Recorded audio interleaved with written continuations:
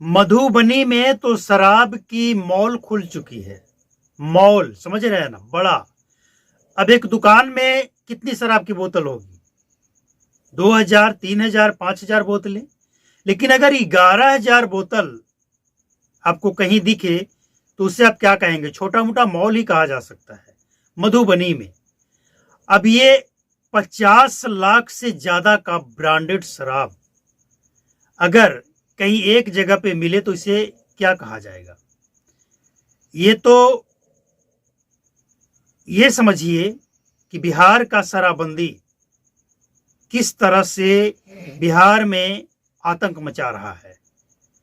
आतंक मचाने वाले वो कौन लोग हैं इसका पता नहीं है।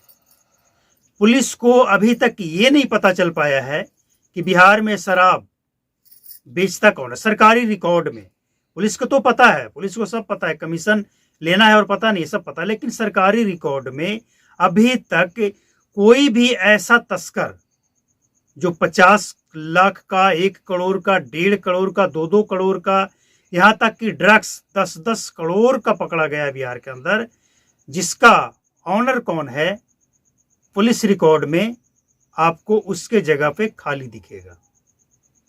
क्यों? किसी से छिपा नहीं है।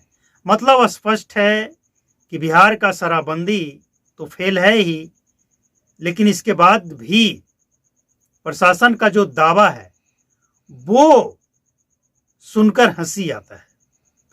और प्रशासन से ज्यादा उत्पाद विभाग रत्नेश साधा का जो जवाब है वो भी कमाल का है। मतलब सब कुछ आंखों के सामने है, इसके बाद भी अगर कहा जाए कि बिहार में शराब तो बंद है तो इसे क्या कहेंगे? मधुबनी में ये जो शराब की खेप पकड़ी गई है, पूरा भरा पड़ा ट्रक, ऊपर से गिटी था, किसी को कानो कान खबर नहीं चलता। लेकिन जैसे होता है ना, एक तस्कर का माल अगर पकड़ा गया तो जो उसका विरोधी होता है वो उसका जासूसी करके और कोशिश करता है कि उसका भी लॉस हो। मतलब माफिया, शराब माफिया जो है वो आपस में सब मिले हैं ऐसा नहीं है, आपस में मतभेद भी होता है। और जिसका मतभेद होता है सुना होगा ना आपने, गैंग वार हो गया। ये वही गैंग वार हो रहा है बिहार के अंदर। जितनी भी बड़ी खेप पकड़ी जा रही है वो गैंग वार है। और उससे हैरान करने वाली बात यह है कि जो बड़ा खेप पकड़ा जाता है बताया कुछ और जाता है, लेकिन रियल में कुछ और होता है। एक ट्रक में 11000 बोतल ही शराब हो संभव नहीं है। पूरा ट्रक भरा पड़ा है और 11000 ही है। इसमें भी झोल झाल लग रहा है, लेकिन ये एक जांच का विषय है। आरोप लगाना ठीक नहीं होगा, लेकिन डाउट तो है। डाउट इसलिए है कि पहले भी कई मामले ऐसे सामने आ चुके हैं कि शराब जो पकड़ा गया वो देखने में कुछ और था, मतलब पेटियां ज्यादा थी। जब उसे ले जाकर स्टोर में रखा गया तो वहां से कुछ गायब। इसके बाद सरकारी जो लेखा जोखा उसमें जब चढ़ाया गया तो वहां भी कुछ गड़बड़। इसके बाद जब उसे नष्ट करने के लिए वहां से उठाया जा रहा है तो कुछ और गायब।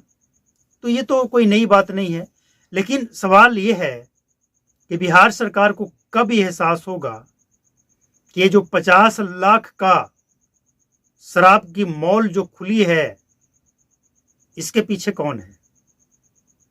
आपके दावे, आपके प्रशासन के दावे कहां फेल हो रहा है?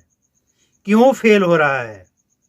बिहार है ये, और बिहार कोई ज्यादा बड़ा प्रदेश नहीं है, कोई सुखी संपन्न नहीं है।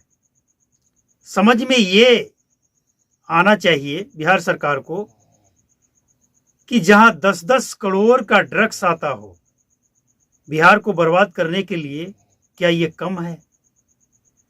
जहां 1-1 करोड़, 1.5 करोड़, 2-2 करोड़, 50 लाख और भी ना जाने इससे ज्यादा भी हो, शराब की तस्करी होता हो, बिहार को बर्बाद करने के लिए ये सारे आंकड़े पर्याप्त है।